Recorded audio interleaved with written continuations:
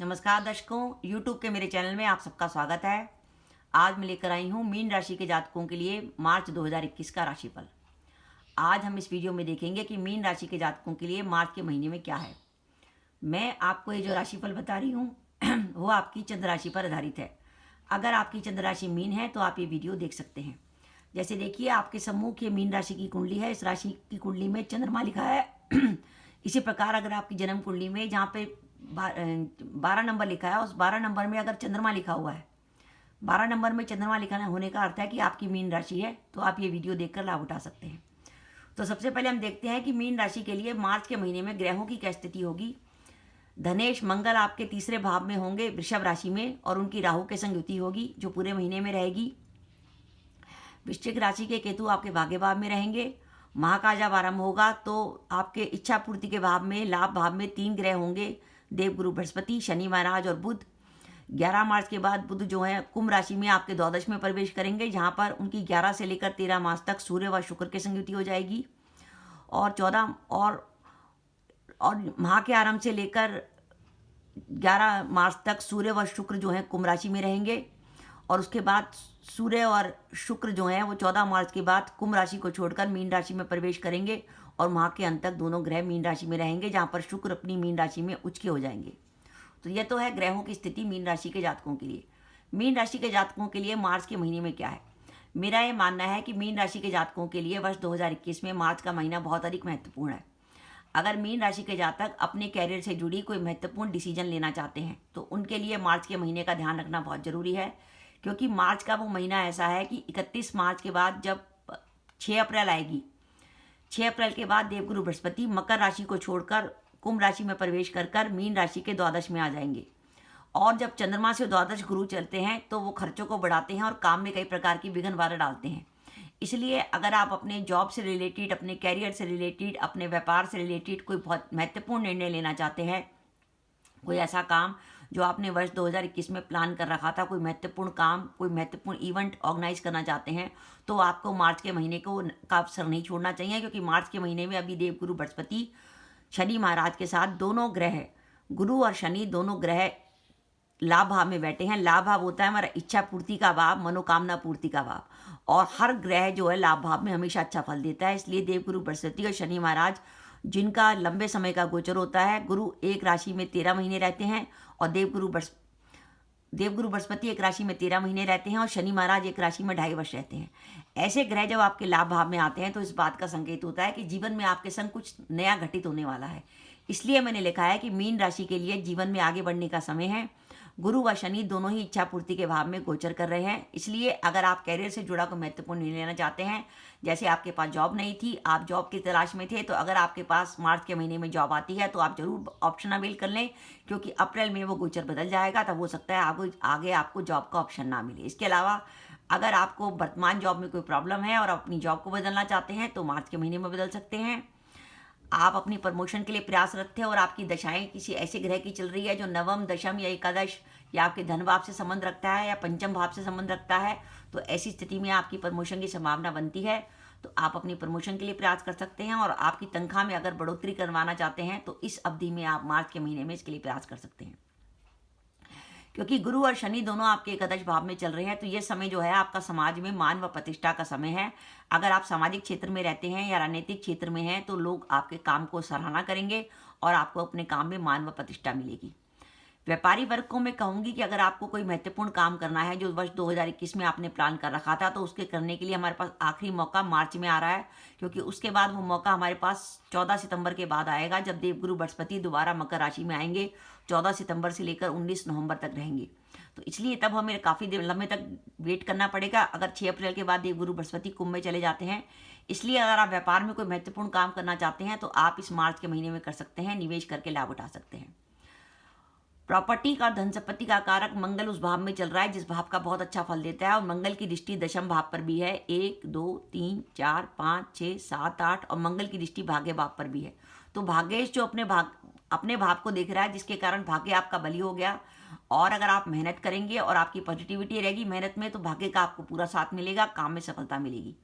तो इसलिए ये प्रॉपर्टी से भी लाभ उठाने का समय है कि अगर आप प्रॉपर्टी में डील करते हैं तो प्रॉपर्टी से भी आपको लाभ हो सकता है।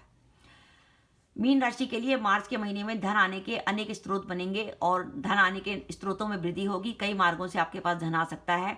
धन आने का जो समय बनता है मीन राशि के लिए मार्च के महीने में, वो तारीखें बनती हैं 3 व 4 मार्च, 9 व 10 मार्च, 16 व 17 मार्च, 18 व 24 मार्च, 25 व 30 मार्च व 31 मार्च। ये वो समय है जब गुरु और चंद्र गजकेसरी योग बनाएंगे, तब आपके पास कहीं से धन आने की संभावना बनेगी।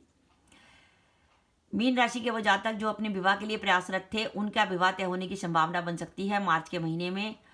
शनि की दृष्टि आपके लगन पर है और गुरु की दृष्टि आपके सप्तम भाव पर है। और इस समय गोचर में क्या हो रहा है कि आप लग्नेश और सप्तमेश, लगन का स्वामी गुरु और सप्तम भाव का स्वामी बुध, गुरु और शनि जो है एकादश में गोचर करके अपनी युति बना रहे हैं। डॉक्टर के एन राव कहते हैं कि डॉक्टर के एन राव साहब जो महान जोशी हैं इंडिया के, उनका ये वचन है कि जब आपकी कुंडली के लग्नेश और सप्तमेश गोचर में अपनी युति कर लेते हैं तो ऐसी स्थिति में आपके विवाह होने की संभावना ज़्यादा बन जाती है। तो वही हो रहा है कि गुरु और बुध की युति हो रही है, इसलिए आपका विवाह तय हो सकता है।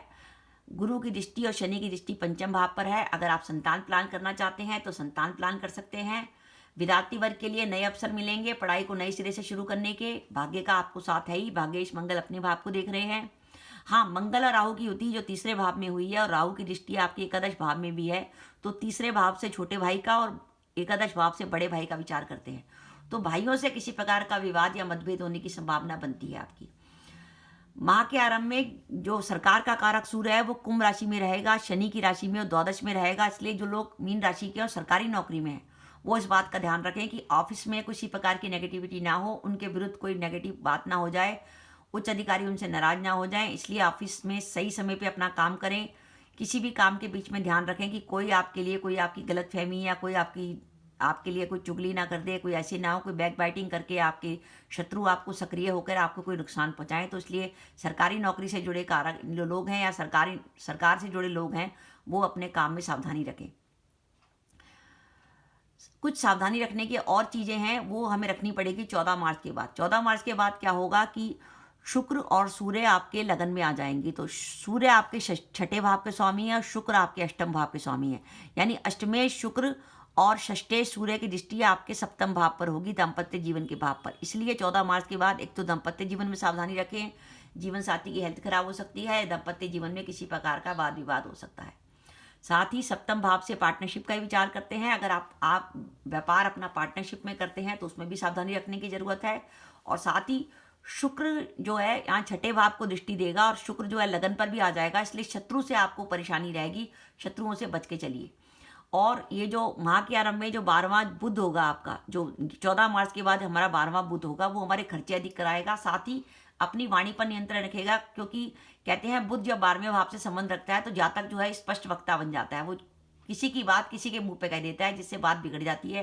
क्योंकि आज के ज़माने में कोई पसंद नहीं करता कि हम उसकी बुराई उसके मुंह पे गिनवा दें। इसलिए 12वां बुध होने से अपनी बात को अपने मन में रखिए। ये नहीं कि आपने किसी के मुंह पे किसी की बात कह दी और आपका बनता हुआ काम बिगड़ जाए। इसलिए अपने वाणी पर नियंत्रण रखिए और आपको लगे कि आपके कुछ काम बिगड़ने लगे हैं तो अपने दांतों को जो है फिटकरी से साफ करिए, तो आपका बुध का दोष खत्म हो जाएगा। इसके अलावा अगर हम माने कि माह के आरंभ में ऐसे कौन सा समय है जब हमारे काम बनने का बहुत अधिक पॉजिटिव समय आ रहा है, वो हमारे पास आ रहा है 1 से लेकर 10 मार्च तक, जब हमारे एकादश भाव में गुरु शनि व बुध तीनों ही ग्रह युति बना रहे होंगे। तो उस समय हमारे काम बनने की संभावना ज़्यादा बनती है। और साथ ही एक महत्वपूर्ण बात कि अपने स्वास्थ्य का ध्यान रखिए, क्योंकि आपका चंद्र लग्नेश गुरु अपनी नीच राशि में चल रहा है। इसलिए अपने स्वास्थ्य से जुड़ी कोई लापरवाही मत करिए। भोजन समय पर खाइए, फ्रिज का रखा भोजन मत करिए, वॉकिंग करिए। और थोड़ा सा अगर मानसिक उलझन कोई होती है तो मेडिटेशन का सहारा भी आप ले सकते हैं। अब मैं बताती हूँ कि मीन राशि के जातकों के लिए मार्च के महीने में शुभ तिथियाँ कौन सी हैं जब उनका चंद्रमा पॉजिटिव होगा और इस समय कोई महत्वपूर्ण काम करने का विचार करेंगे।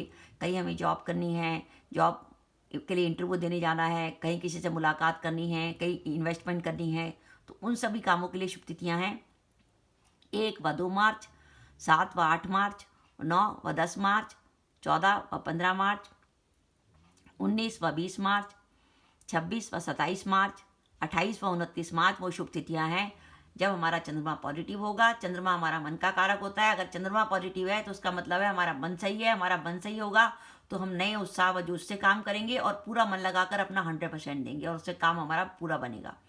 अब मैं आपको अशुभ तिथियाँ बता रही हूँ और वो सावधानी रखने के दिन है महीने के लिए मीन राशि के जातकों के लिए, जिस समय उनका चंद्रमा नेगेटिव होगा। चंद्रमा नेगेटिव होने का अर्थ क्या होता है कि चंद्रमा या तो चौथे घर में हो, या 8वें घर में, या 12वें घर में। यानी चंद्रमा अगर मिथुन राशि का है, या चंद्रमा तुला राशि का है, या चंद्रमा कुंभ राशि का है, तो चंद्रमा आपके लिए नेगेटिव है।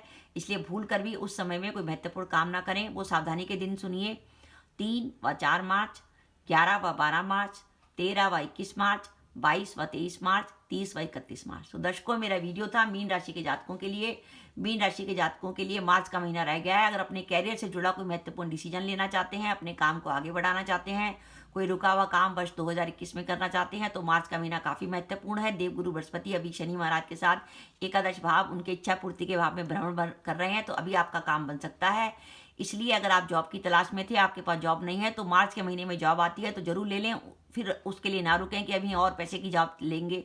जो जॉब आ रही है उसे ले लीजिए, क्योंकि उसके बाद क्या होगा, 6 अप्रैल के बाद देवगुरु बृहस्पति आपके 12वें हो जाएंगे चंद्रमा से।